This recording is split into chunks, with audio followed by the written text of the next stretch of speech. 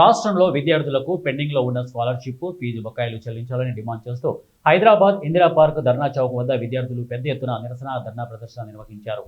ఈ కార్యక్రమానికి MP are Krishnaiah ముఖ్య అతిథిగా హాజరయ్యారు.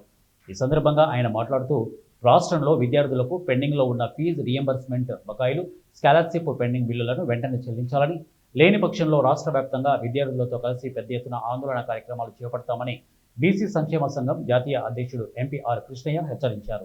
3 సంవత్సరాలుగా ఫీజుల బకాయిలు ఇవ్వడం లేదు.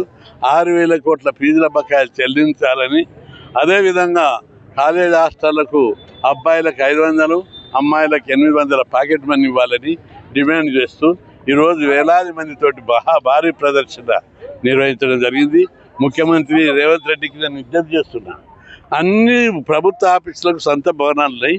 కాలేజ్ హాస్టళ్లకు ఒక్కదానికన్నా సొంత భవనం ఉన్నదా? 320 కాలేజ్ హాస్టళ్ళు, 310 గురుకుల పాఠశాలలకు ఒక్కదాని కూడా సొంత భవనం లేదంటే అర్థం ఏమిటిది? ఈ పేద కులాల చదువును ప్రభుత్వం నిర్లక్ష్యం చేస్తుందని అర్థమవుతుంది.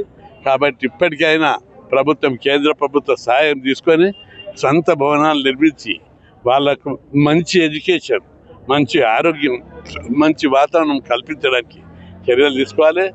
దశల వారీగా ఒకటేసారి కాకుండా ఇప్పుడు 20 ఏళ్ళు అయింది హాస్టల్ గురుకులాలు మంజూరు చేసి, భవనాలు దశల వారీగా కట్టినా ఇప్పటికీ 100 కడుతుంది. ఎందుకు కట్టలేకపోయారు? కలెక్టరేట్లు వెంబడే కట్టారు. ఏ ఆఫీస్ అయినా విషయాల మీద ఎమ్మెల్యే క్వార్టర్లు, మంత్రుల క్వార్టర్లకు ఫ్లైఓవర్లు, స్కై ఓవర్లు 100 కోట్లు ఇచ్చి, ఇందిరమ్మలకు 1000 కోట్లు ఇచ్చి, రైతు బంధుకు 1000 కోట్లు ఇచ్చి, కాంట్రాక్టర్లకు 1000 కోట్లు ఇస్తున్నావు.